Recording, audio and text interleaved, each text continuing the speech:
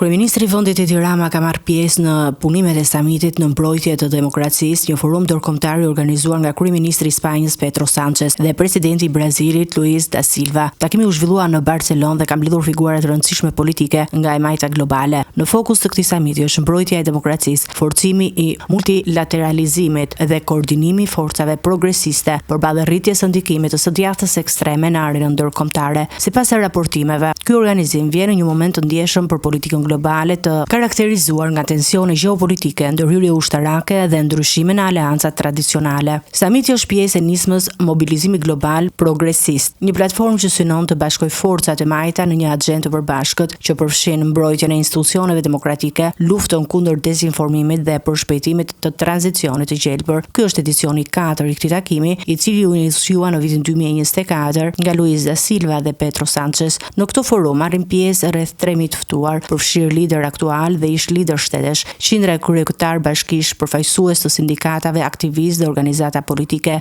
Diskutimet pritet të përqendrohen në sfida aktuale të demokracisë dhe mënyrën për të ndërtuar një bashkëpunim më të fortë ndërkombëtar. Në sfundin e këtij samiti qëndron edhe klima politike globale, ku lider organizator kanë shprehur kritika ndaj politikanëve të administratës së Donald Trump, sidomos për çështjen që lidhen me ndërhyrjet ushtarake dhe qëndrimet ndaj aleancave ndërkombëtare si NATO. Samiti zhvillohet gjithashtu në një moment kur e djatha ekstreme po përballet me sfida në disa vende europiane. Kryeministri Pedro Sánchez ka përshëndetur së fundmi zhvillimet politike në Hungari, duke theksuar se rritja e ekstremit të djathtë mund të frenohet përmes mobilizimit demokratik dhe bashkëpunimit ndërkombëtar.